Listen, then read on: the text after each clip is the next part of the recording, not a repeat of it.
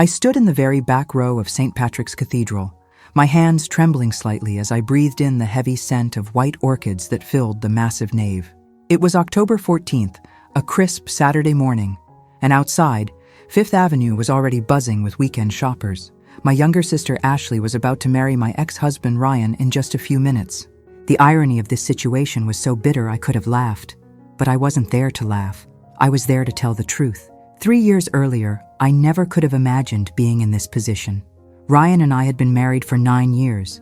We'd met at Columbia Business School, both ambitious MBA students, falling in love over late-night study sessions in Butler Library and coffee runs to Joe's on Broadway.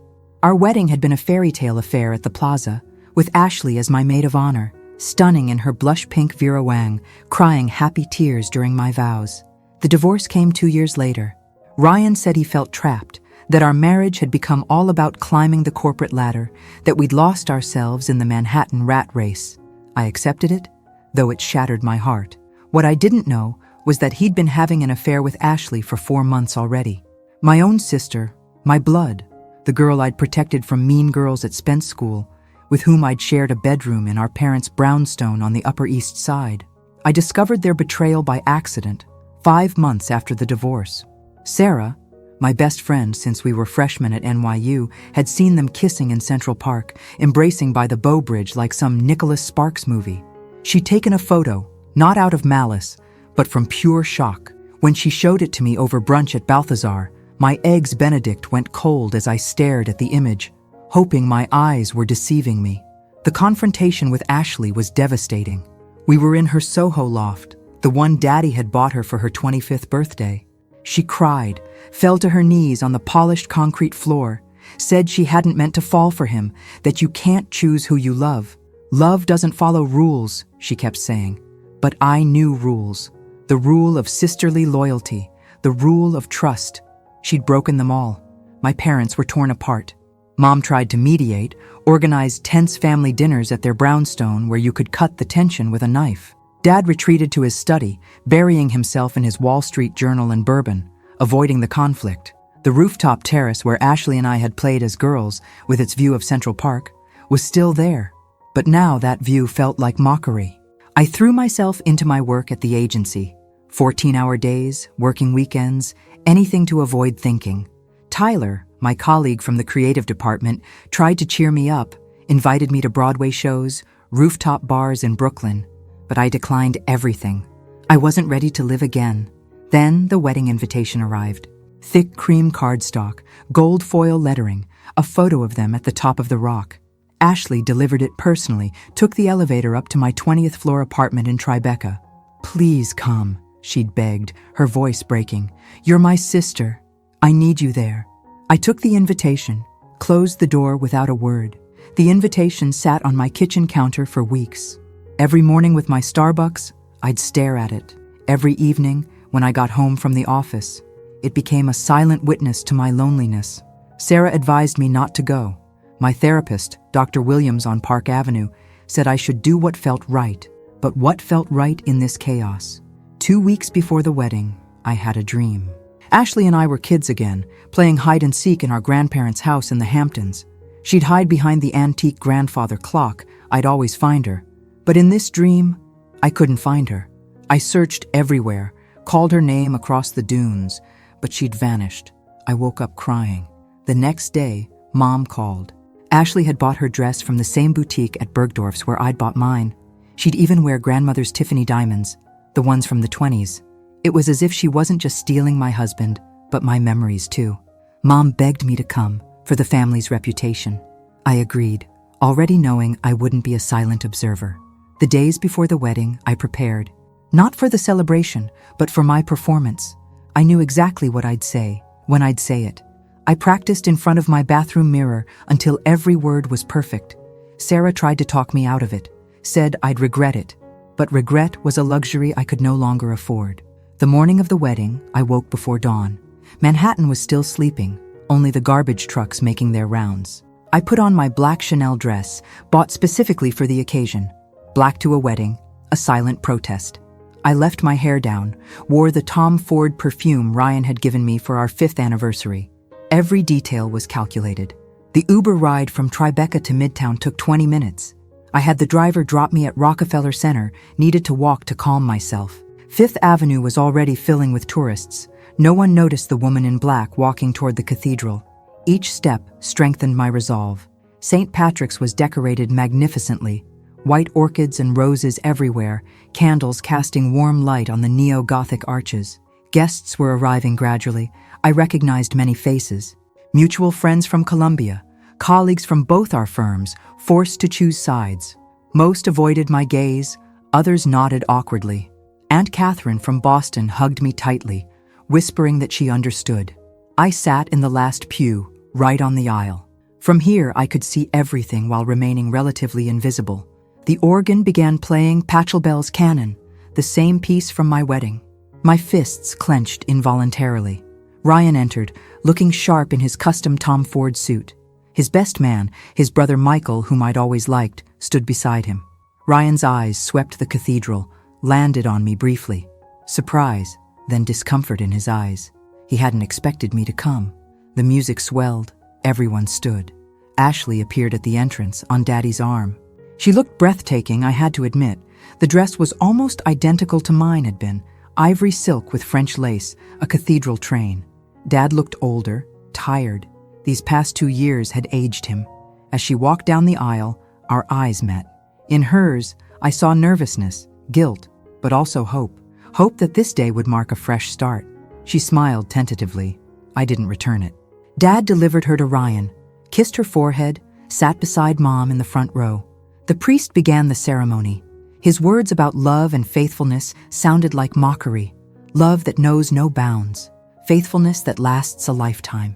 Every word was a dagger to my heart, but I remained calm, waiting for my moment. The rings were exchanged, Ryan's hands shaking slightly as he slid the band onto Ashley's finger. The same ring he'd given me, just in a different size. They'd even used the same jeweler, Harry Winston, on Fifth. The symmetry was grotesque. Then came the moment. The priest spoke those famous words. If anyone knows of any reason why these two should not be joined in holy matrimony, speak now or forever hold your peace. The silence in the cathedral was deafening. This was my cue. I stood, my movement causing several heads to turn. Ashley froze. Ryan went pale. I walked slowly toward the altar, my heels clicking on the marble floor, the only sound in the silent cathedral. When I reached them, I positioned myself directly in front of my sister. "You stole my husband," I whispered, loud enough for the front rows to hear. Ashley's eyes filled with tears. But that wasn't all. I took a deep breath, turned to face the congregation. My sister began her affair with my then-husband 6 months before our divorce. They both betrayed me, lied to me, stabbed me in the back. Murmurs rose throughout the cathedral. Mom covered her mouth with her gloved hand. Dad lowered his head. Ashley began to sway. Ryan tried to steady her. I wasn't finished. I turned back to Ashley. "But you know what? I forgive you. I forgive you both. Not because you deserve it, but because I deserve to be free. Free from anger, free from pain, free from you. I wish you the marriage you deserve. A marriage built on lies and betrayal. May it bring you the happiness you stole from me." At that moment, Ashley fainted. Her knees buckled, the white dress pooling on the floor like spilled cream. Ryan caught her before she hit the ground completely. Gasps echoed through the cathedral. Mom rushed forward. The priest called for water. Chaos erupted. I remained calm, watching the scene unfold. Ashley was slowly coming to. They sat her in a chair. Her makeup was smeared, her elaborate updo destroyed. She looked at me, and in that moment, I saw the little girl she'd once been. The little girl who'd crawl into my bed during thunderstorms. "Madison, please," she whispered. "I'm so sorry. I didn't mean for it to happen. It just did. I fought it, but I couldn't help myself. I love him.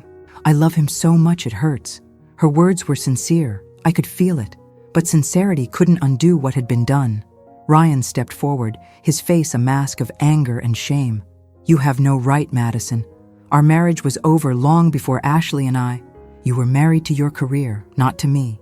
You never really saw me, never really loved me." His words stung, but I didn't show it. Maybe he was right, maybe not. It didn't matter anymore. What mattered was that I'd finally spoken the truth. The burden I'd carried for 2 years had lifted from my shoulders. The priest tried to salvage the situation, suggested postponing the ceremony, but Ashley stood, wiped her tears with a handkerchief. "No," she said with surprising firmness. "We continue. Madison has said what she needed to say. Now it's time to move forward."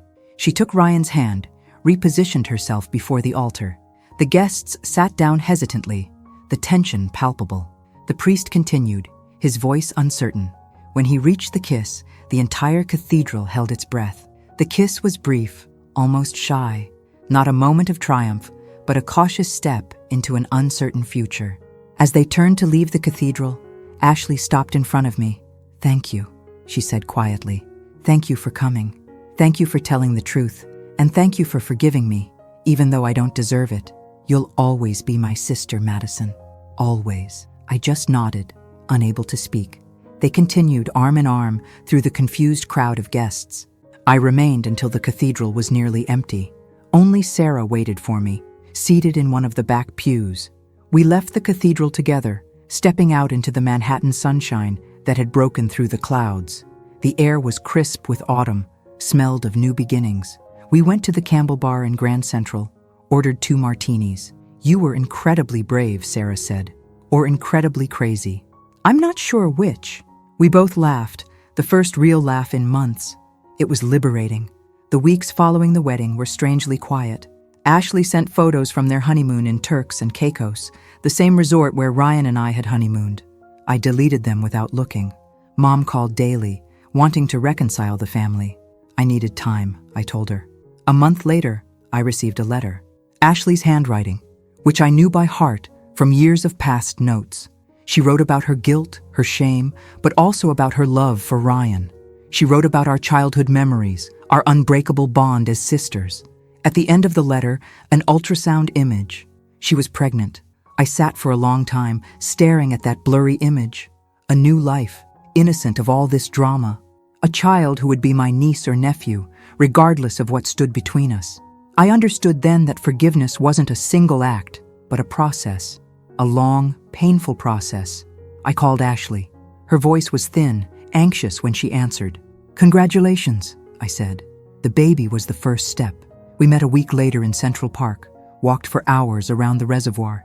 It wasn't like before, would never be like before, but it was a beginning. Ryan and I talked too, months later, in a neutral coffee shop in Chelsea. He apologized, genuinely this time. He spoke of his confusion, his fear of the routine in our marriage, his unexpected feelings for Ashley. I listened without anger, without bitterness. Time had softened the sharp edges of my pain. A year after the wedding, their daughter was born, Emma Jennifer Mitchell. They asked me to be godmother. I was surprised, overwhelmed, touched. At the christening, back at St. Patrick's, I held the tiny girl in my arms. She had Ashley's eyes and Ryan's smile. In that moment, I felt the last remnant of my anger dissolve. Years passed. I got to know Tyler better, the patient colleague who'd never given up. Our friendship became something more, slowly, carefully. He knew my story, accepted my scars. We married at City Hall, just close family and friends. Ashley was there, pregnant with their second child. She wasn't my maid of honor, that would have been too much, but she was there. Today, 5 years after that dramatic wedding, we're all gathered in my parents' backyard in the Hamptons. Emma plays with my son Jackson, born 2 years ago.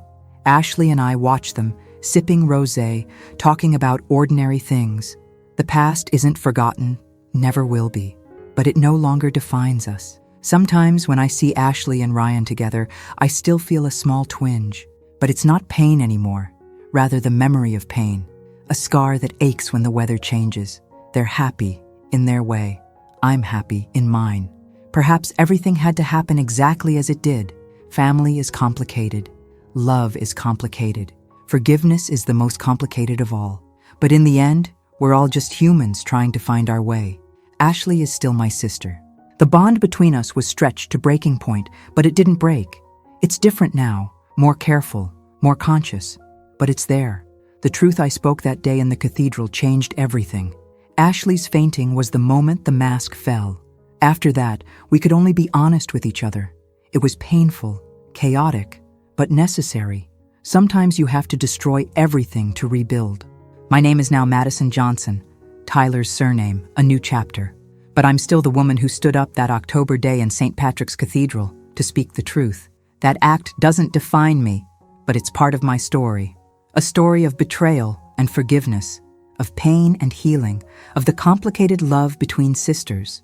When Jackson is older, I'll tell him this story, not to sow discord, but to show him that family means weathering even the fiercest storms, that forgiveness is possible, even when it seems impossible, that the truth, however painful, ultimately sets you free. The sun sets over the Atlantic, bathing the garden in golden light. The children laugh, our parents smile. Ashley and I toast with our glasses. To family, she says. To truth, I reply. To the future, we say together. And in that moment, everything is well. Not perfect, but well. And that's enough. So, what do you think?